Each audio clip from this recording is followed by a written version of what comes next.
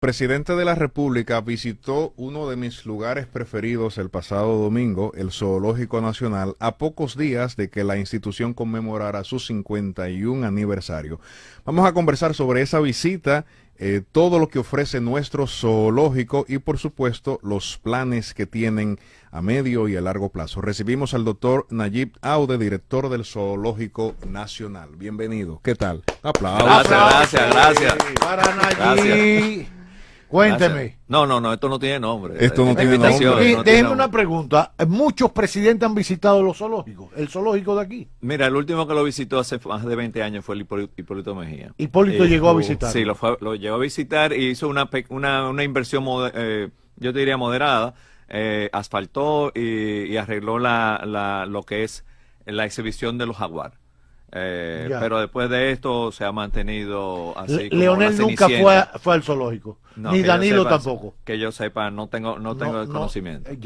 O sea, el otro ha sido el presidente Abinader. ¿Fue una visita para saludarlo o fue una visita de verdad para recorrer parte del zoológico? Mira, fue una visita de reconocimiento, porque, como digo yo, él me nombró y me mandó para el zoológico, y como digo yo, no fue para que me comieran los leones. O sea, él tiene que salvarlo de eso. Sí, claro. Y él tiene buenas intenciones y piensa hacer unas inversiones. Entonces, ¿quién mejor que yo para hacer su mano derecha? Entonces, cuando él me envió una empresa para hacer un levantamiento, para convertir parte de algunas áreas para juegos temáticos.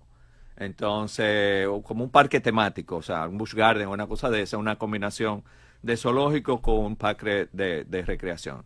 Sí. Entonces me presentaron la propuesta, pero yo quise que él visitara, porque es para que él, cuando yo le hable del proyecto, él sepa en qué espacio yo le estoy diciendo, mira, esto va aquí en la plaza, esto va aquí. Y necesitara que él conociera la periferia, el ambiente socioeconómico donde se encuentra el zoológico. Porque está bien, yo necesito que tú sepas dónde tú estás haciendo esa inversión.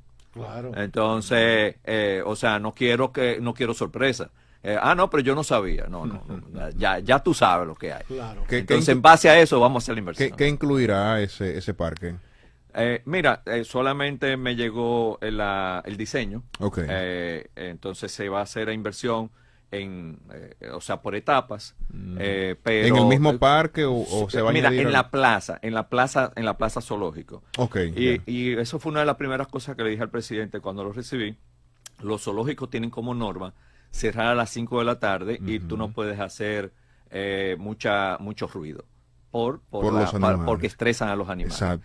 Entonces, si tú vas a hacer una inversión de ese tipo, que fue mi propuesta, mira, yo separaría, acuérdate que la topografía del zoológico es muy accidentada.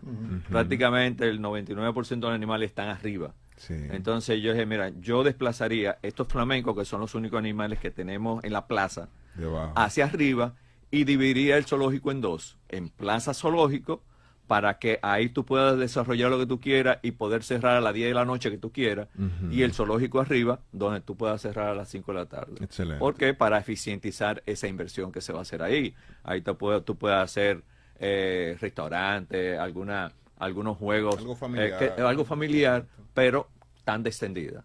Exacto. Ya. ¿Implica equipamientos o algunos dinámicas de diversión en esa plaza zoológico?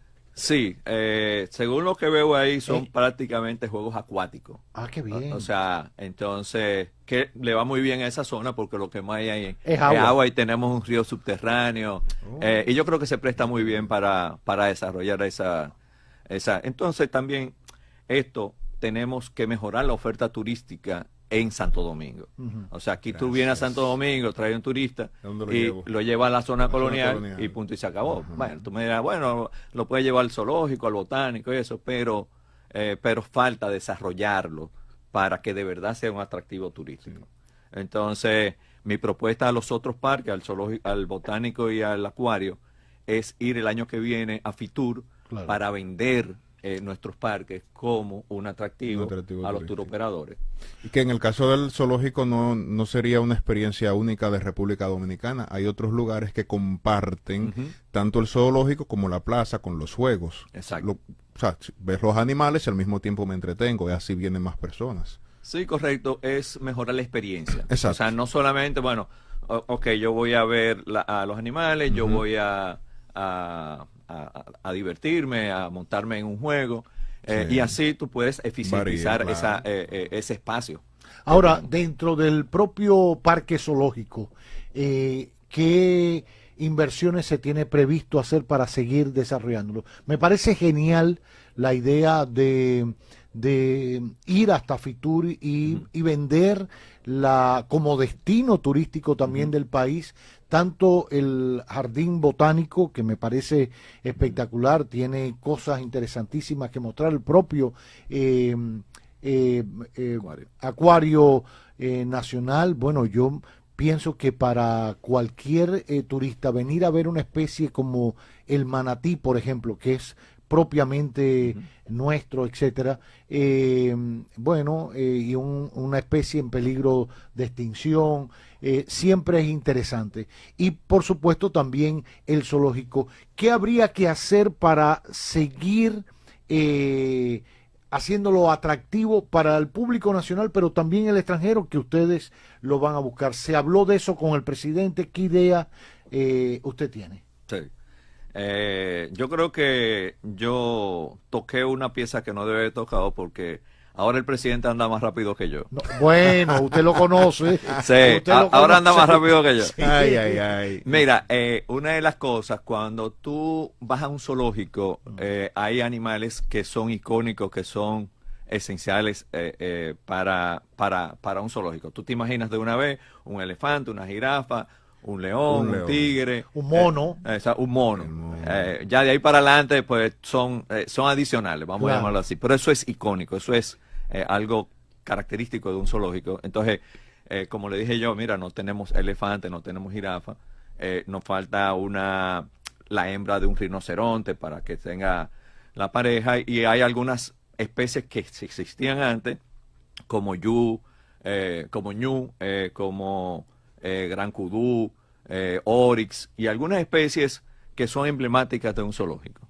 Entonces, de una vez me llamó en la noche y me dijo, pásame la lista y abajo pon tu nombre, tu correo. Y al otro día me llamaron dos cónsules, el de Turquía y el cónsul de Nueva York, Chu.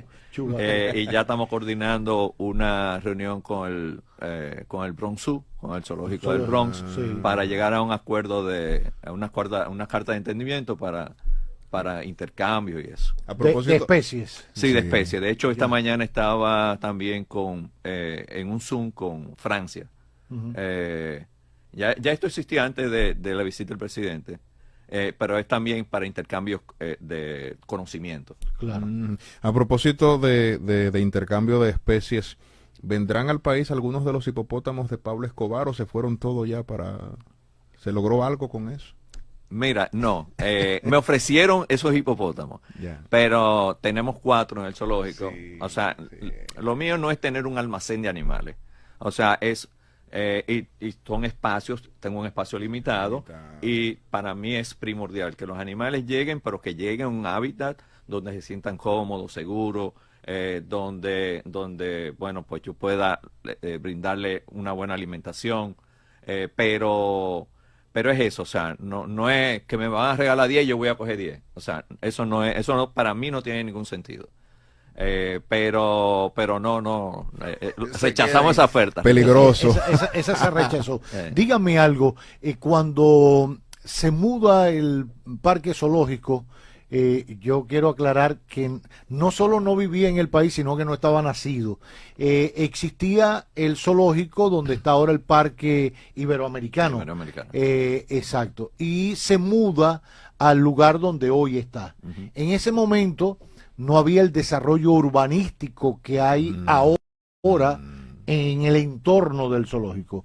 Para bien y también para no tan bien, para no hablar de mal. Pero todo eso lo complica por el mismo desarrollo que pudiera tener el zoológico, etcétera, etcétera, por muchas razones. Puede ser para bien porque puede haber mucha mano de obra que está en el entorno y puede trabajar allí y se le facilita.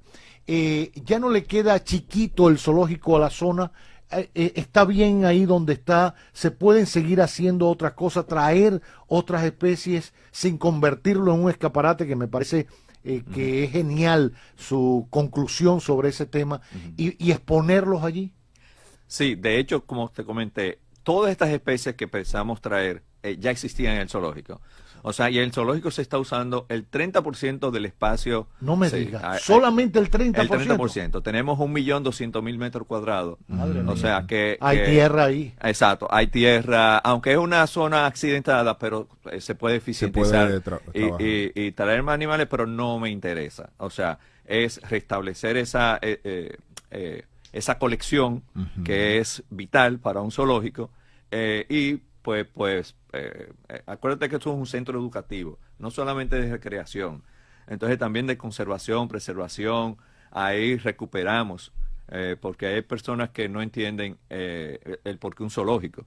Entonces yo le digo, no, mira, estos animales que vamos a traer o que pensamos traer, no son animales que vamos a capturar de su vida silvestre, lo vamos a privar de su libertad, vamos a decirlo así, sino son animales que vienen de centros que ya están en cautiverio por alguna u otra razón. Se le murió la mamá, entonces ya tienen una impronta y ya no pueden ser liberados a su hábitat natural. Porque no tienen la capacidad de poder adaptarse. Exacto. Ya. Precisamente sobre ese tema, el concepto de los zoológicos por el mundo.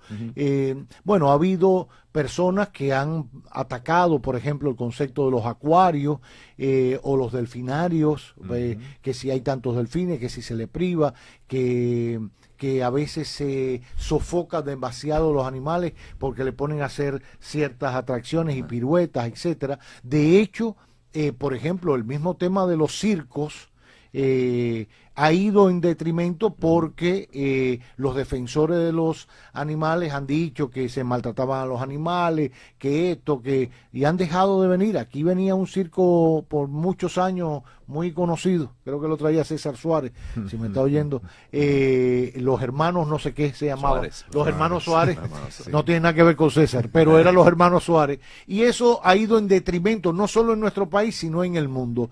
¿Cómo se ha ido adaptando el concepto del zoológico? Ya usted decía que no es un centro solo de exhibición de animales, sino de educación. ¿Cómo se ha ido adaptando? A veces se ha apostado por lugares más abiertos para que mantengan su hábitat, que no haya tantas rejas, etcétera. ¿Cómo funciona el concepto por el mundo y en nuestro país? Bueno, yo creo que con esta pregunta se cierra el programa, sí, porque hay que tocar demasiados temas.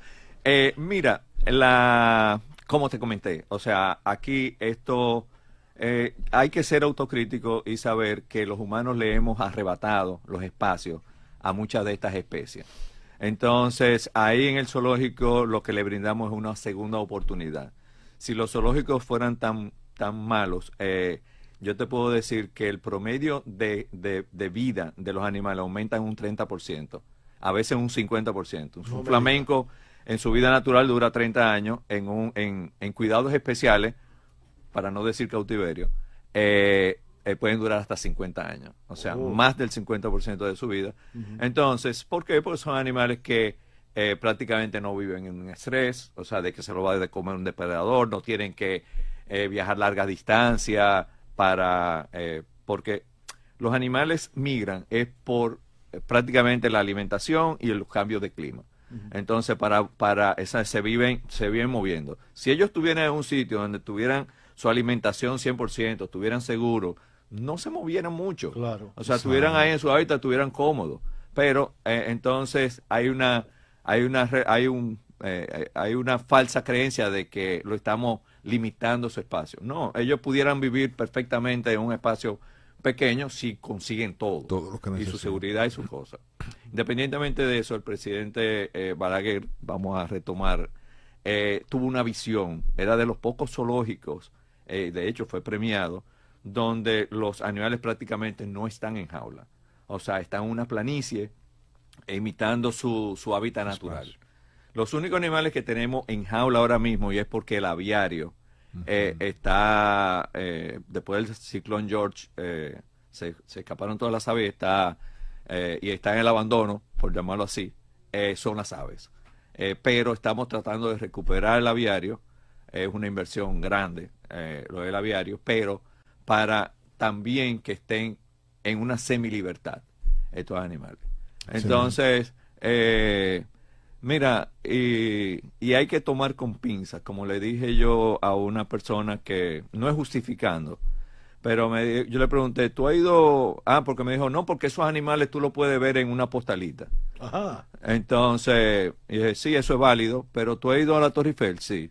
Tú sabes que para tú llegar a la Torre Eiffel tú tuviste que gastar 15,000 galones de combustible, contaminando medio continente.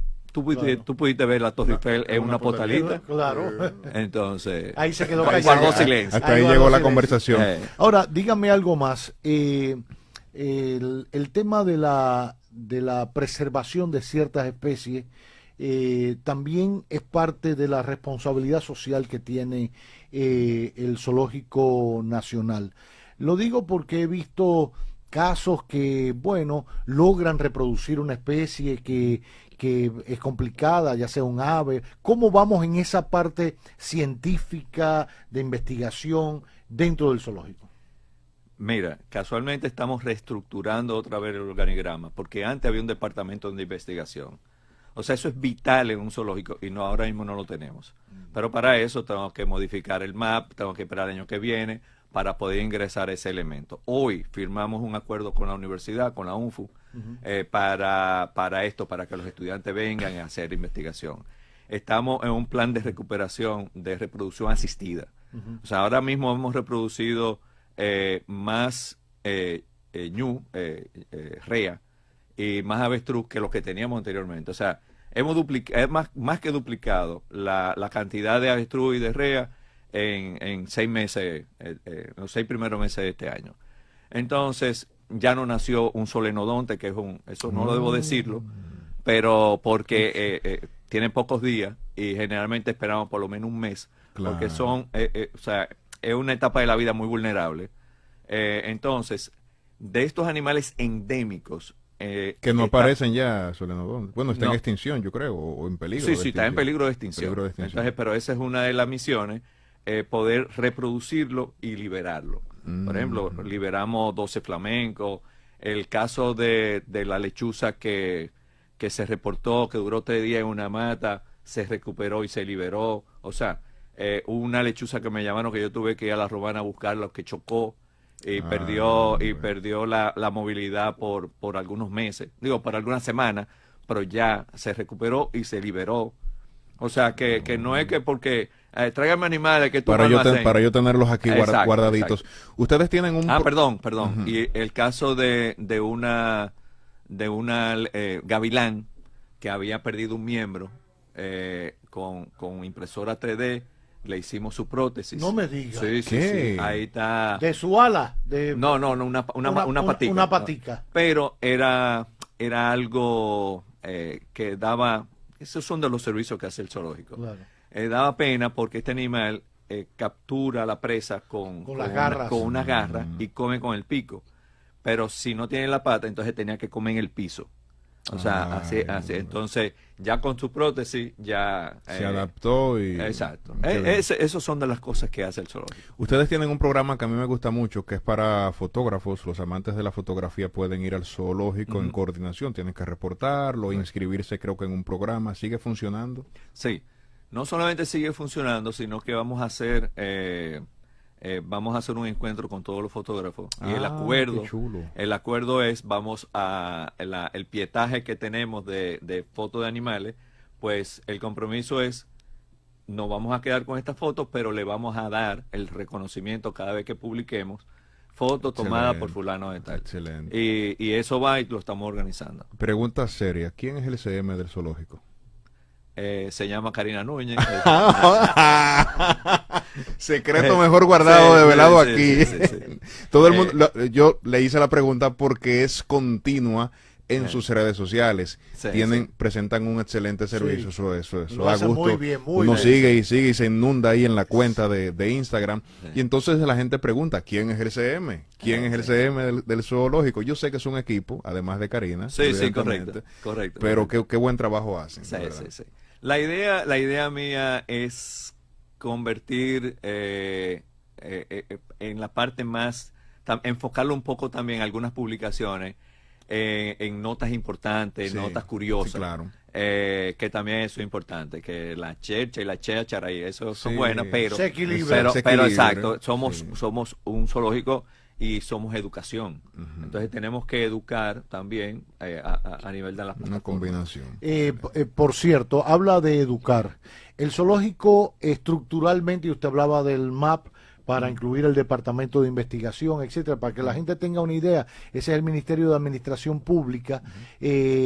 No se puede, porque la gente piensa que esto es un cacicajo, que porque él sea el director ejecutivo del Zoológico Nacional y se le ocurra crear un departamento, porque además está convencido y todos los zoológicos en el mundo lo tienen, menos el nuestro, que él, pam, lo arma, cita a Ángelo, a esto, unos científicos, y de dónde sale el dinero de ese presupuesto, y quién aprobó esa estructura. Entonces tiene que someterse al Ministerio de Administración Pública para que lo apruebe, para que identifique los fondos de dónde vienen, Correcto. porque el zoológico se subordina presupuestariamente, creo que al Ministerio de Medio Ambiente, ¿no? Así mismo es. Así mismo es. Si tiene una dosis educacional, lo digo porque nunca es suficiente el dinero para nada, pero para mantener el zoológico con todas las otras prioridades que tiene también medio ambiente y los bomberos forestales que armó una cosa allá,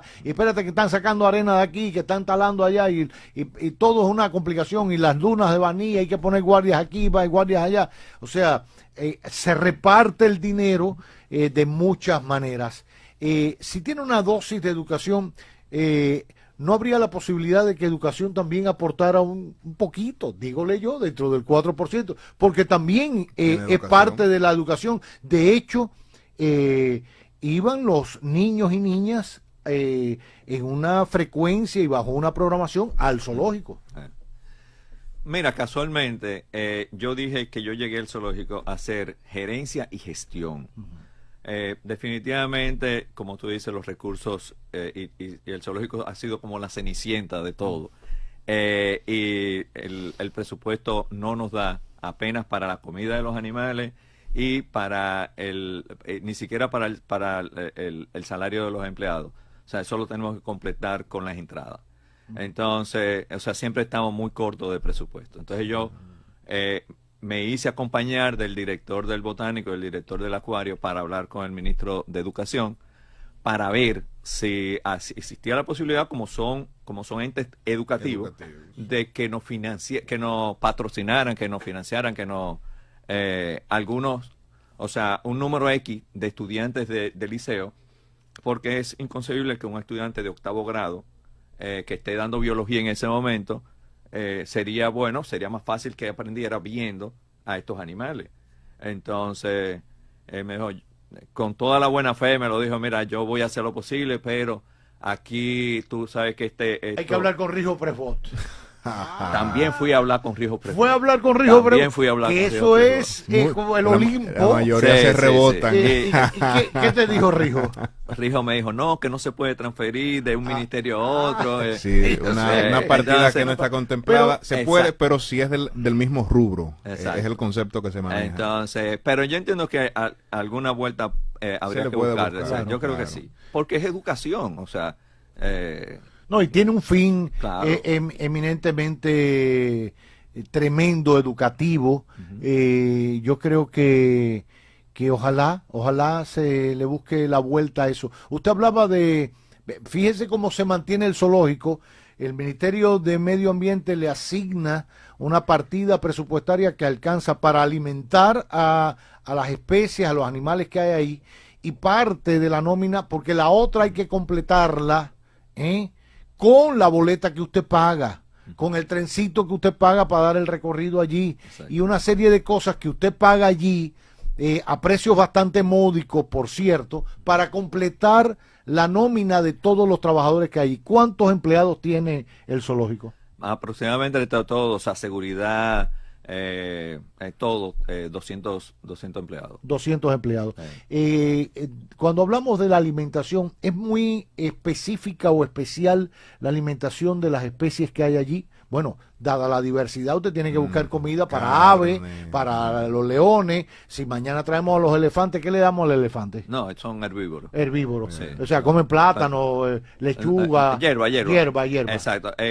Pero hay que tomar en cuenta que un elefante se come entre 400 y 500 libras de hierba diaria, o sea, de pasto.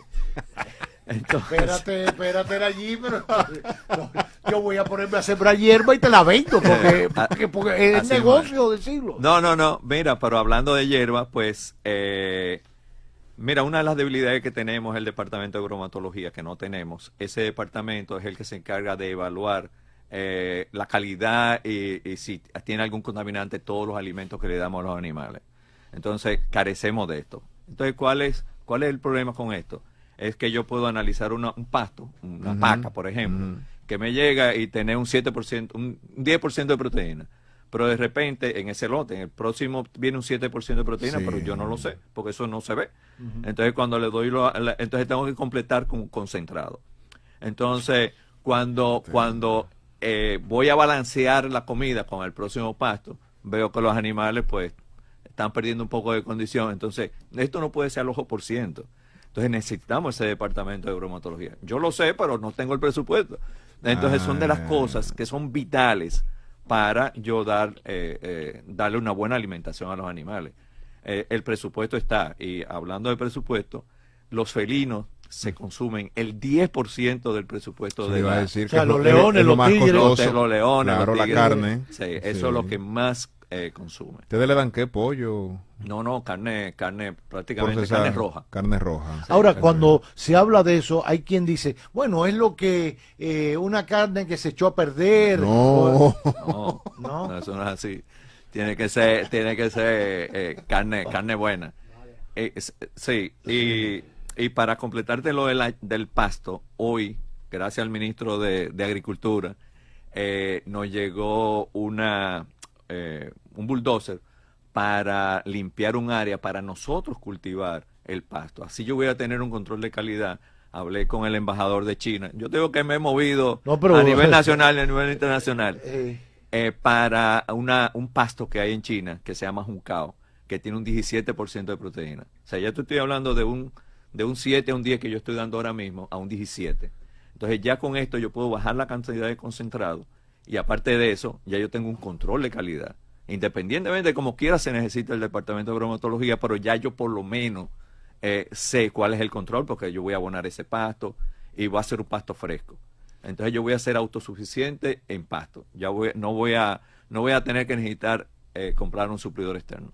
Ahora, en cuanto al apoyo de otras instituciones, usted hablaba del Ministerio de Agricultura y otras instituciones, ¿cómo canalizarla? O sea, ¿pueden cualquier ministerio o cualquier otra institución privada incluso colaborar con el zoológico? Es muy difícil. Lo digo porque, por ejemplo, con este mismo tema de la alimentación, y no es porque esté en mal estado, sino porque quizás son producciones que no están actas propiamente, no porque estén malas, sino porque está bolladito, no sé qué cosa. Hay una serie de cosas que sí pueden garantizar y mantener la calidad para los animales. ¿Puede darse esa situación? Mira, hace un par de días recibimos un buen lote de langostas que incautaron. ¿Y qué hicimos con ella? La enterramos. ¿Pero por qué? Porque ya habían perdido la cadena de frío. Claro. Y a los animales no les vamos a dar nada que no sea del consumo humano. O sea, para que tengan una idea del control de calidad. O sea, que no es porque ahí no es un zafacón de que yo voy a recibir. No, porque es una sobra de tomate. Si está en condiciones, lógico, lo recibimos y lo damos. Pero no es rechazo. Pero vayan al mercado y busquen. Lo que está ahí. Exacto, eso no es así. Mire, hablando de China, ¿hay posibilidad de que tengamos aquí algún oso panda? Mira, no me interesa. ¿Por qué? Mira, cuando yo averigué qué es lo que se necesita para tener un oso panda, ellos te lo prestan. Pero anualmente te cobran $1.100.000 Oh. por ese préstamo. Por 10 años. Ellos te lo prestan por 10 ¿Los años. chinos comunistas? Sí, eso. ¿1 millón cuánto por un osito? 100.000. ¿Cómo fue? Dime a ver otra vez. Dime a ver otra vez. Y Dime. préstamo. Sí, a el 10 préstamo años. por 10 años. Todas las crías que se generen de esa pareja a los Son de 4 ellos. años se retornan. Y ellos mismos, los pandas, a los 10 años se retornan. Entonces tú tienes que ¿Cuánto vive un panda? ¿Cuánto? ¿Cuánto vive un panda? No, de ese dato te lo debo. No, también no importa. Sí, no pero importa. Perfecto. aproximadamente 50 años asumo que debe durar un oso panda. Entonces, la alimentación, tú tienes que traer los bambú de China cada 3 días. Y tiene que venir un personal especializado. El hábitat, o sea, construir el hábitat donde van a vivir esos animales, cuestan millones de pesos. Entonces, aquí no. Esa que la vean por postalita. Sí. Yo voy a pedir un oso negro y le voy a pintar su rayita blanca. Me sale más barato. Mira algo. Aquí en el país se ha dado la experiencia, digámosle así, ocurre en otras partes del mundo. En todos los lugares se cuecen habas de particulares que traen especies exóticas para tenerlas en su casa. Y a veces no tan exóticas, pero ya hemos visto en noticias, por ejemplo, cuando crece un río, una cañada o algo, un arroyo, no, que se salieron unos cocodrilos. ¿Pero cómo unos cocodrilos? Sí, porque alguien estaba criando uno en la margen del río. O sea, para no hablar de que es solo un esnovismo de los ricos millonarios que pueden traer una especie exótica, ¿no? Hay gente también que hace lo suyo a nivel barrial y sin tener ningún control ni nada por el estilo, ni seguridad. Eso está permitido, se pueden traer especies exóticas, ¿hay algún nivel de control? Bueno, yo me imagino que para la aduana, para usted internar una especie, tiene que cumplir una serie de requisitos que se le exigen al zoológico y se le exigen a cualquier otro productor que traiga una especie de una vaca o una cosa para reproducir aquí, etcétera. Pero ¿qué pasa con estas personas que la vida le da por eso? Con las especies exóticas, ¿hay algún control del zoológico sobre esas especies que tienen esos privados en su casa? ¿Cómo se maneja eso en el país? Mira, no solamente un privado, el zoológico necesita cumplir una serie de requisitos sanitarios. Depende de la especie, tengo unos requisitos sanitarios de ganadería y también tengo que pedir un permiso al medio ambiente. El zoológico, ya yo no te puedo decir un particular, claro. O sea, si lo quiere traer de forma legal. Ahora, el contrabando que hay en República Dominicana y en todo el mundo, no en República Dominicana, en todo el mundo, es grande. ¿De animales? Sí, de animales. ¿De qué animales se trafican? Aquí yo no sabía, yo digo, no, aquí no, yo quiero unos monos aulladores, pero aquí hay, ¿cómo que aquí hay? Sí, aquí hay, me enseñaron una foto, y esa es mi hija cargando un mono aullador. ¿Cómo entró? No se sabe, o sea, aquí pasan muchas cosas, pero aquí y en todas partes del mundo. O sea, no es una debilidad de República Dominicana solamente. Y se considera que es el tráfico, el peor tráfico que hay, o sea, peor que el narcotráfico y que el trato de seres humanos, el tráfico de animales. Incluyendo felinos, ¿aparecerá algún felino por ahí? No lo dude que aparecerá. Aquí ha aparecido, o sea, cuando yo llego al zoológico y veo cantidades de animales absurdas, tú dices, ¿qué haces? No, que el Ministerio Público se lo incauta a los narcos y esto, y entonces me lo van... y lo mandan para el zoológico. Mandan para el zoológico, pero eso no es lo grande. Lo grande es que yo puedo durar 2 años con esos animales alimentándolos y dándole su cuidado, tratándolos como reyes, y cuando falla a favor del narco, pues tengo que devolverle el animal. Y espérate, ¿y esta facturita? Sí. ¿Quién la paga? ¿Quién la paga? Nadie. Tuvimos un caso así con el gallero, ¿no? Cuando estuvo siendo procesado, de hecho los animales entraron en crisis, tengo entendido, en esa época, y algunos fueron llevados al Zoológico Nacional. De parte de, o sea que es una práctica muy común, no solo era Pablo Escobar que hacía eso. Sí. Eso es que ¿En qué gustos excéntricos ¿En de qué esa gastó gente? el dinero? O sea, es un tema complicado eso aquí. Sí. Y mire, y el caso, para no dejarlo en el aire, el caso del cocodrilo que se escapó. Sí. Esto es un sitio que tenía permiso de medio ambiente. Igual que todo, fue un accidente. O sea, estaba aprobada el área donde estaba ese cocodrilo, pero no se calculó esa inundación de ese río y se salió. Eso fue un accidente. Me lo ofrecieron para el zoológico, pero yo no necesito más cocodrilos. Pasen a buscar algunos que me sobran. Entonces, eso es un chiste, no vayan allá no vayan a buscar cocodrilos. Y entonces, pero se los retornaron, porque ahí hay que entender que a veces hay fenómenos naturales que tú no tienes contemplado que eso puede pasar, y pasó, pero se les retornó porque él tenía licencia para tener ese cocodrilo. ¿Y bajo qué criterio se le da una licencia a un privado para tener un cocodrilo? No, en este caso es un centro donde él tiene algunas especies, y eso es una zona turística donde se le permitió. Sí. Dígame algo, ¿ha vivido la experiencia de ver fallecer un animal después de mucho tiempo en el zoológico? ¿Cómo se vive eso dentro del equipo de colaboradores? Lo digo porque es como un familiar. O sea, usted todos los días va, el que le toca alimentar a los felinos, al tigre, todos los días, y habla con el animal, y a veces hasta lo puede reconocer el animal, etcétera, etcétera, con el paso, cuando viene con la cubeta, y lo mismo pasa con otras especies, me imagino. Verlo morir por X o por Y, ya por vejez, etcétera, debe ser todo un acontecimiento de luto para el zoológico. Sí, mira, tenemos el caso, bueno, que ya pasó hace mucho, de Mami, la elefante Mami. Sí.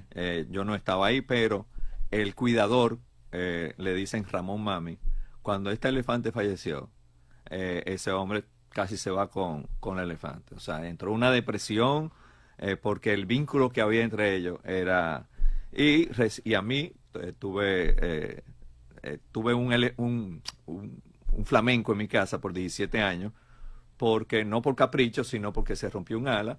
Como veterinario me lo llevé a la casa, pero entonces este tipo de animales, que por eso son importantes los zoológicos, tú no puedes liberarlo, porque el día que va a migrar toda la bandada, entonces se tiene que quedar ahí, pero ya ahí se acabó la comida. Claro. Entonces, estos son animales que tienen que estar obligatoriamente ya bajo cuidado especializado.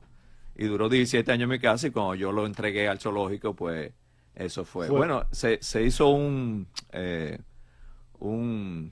documental que va a salir con relación a ese caso. Ya. Yo me imagino que eso impacta a cualquier ser humano y a cualquier familia que participa de este proceso. Bueno, pues ahí están las noticias del zoológico dominicano. Tenemos este gran zoológico. Hay otros, creo que se había cerrado uno en Moca, creo que había uno y se cerró. ¿Hay otros zoológicos en el país? Mira, en Moca, vuelvo a Moca, veo que el ministro Andrés Bautista, que nos sorprendió, es una crítica a mí, al director del Botánico, Sí. que dieron un primer Picasso para el Parque Lineal Zoobotánico de la provincia de Moca. Pero yo pedí información, porque si me aborda un periodista y me dice, ¿y qué es esto de un zoobotánico? O sea, ¿van a haber animales? Pues tengo entendido que no, que nada más en el nombre, no sé, no entendí ese caso. Te debo esa información, la pedí, nunca me llegó, pero para poder defender o no eso que están haciendo. Pero fuera del Zoológico Nacional no hay otro. Y perspectiva de que pueda abrirse quizás en Santiago. De hecho, recientemente creo que se acaba de dar un Picasso para abrir un jardín botánico, creo que en San Juan, ¿no? O en una zona sur del país, como jardín botánico. ¿Existe la posibilidad de que pueda ampliarse la red de zoológicos? Ya sabemos, ya hemos visto el panorama de lo que cuesta tener un zoológico, o sea que no es fácil abrir y vamos a poner aquí esto, no, eso tiene un proceso y una manera de trabajarlo, pero quizás pueda ser parte de los planes del crecimiento cuando lo vemos desde la perspectiva también educacional.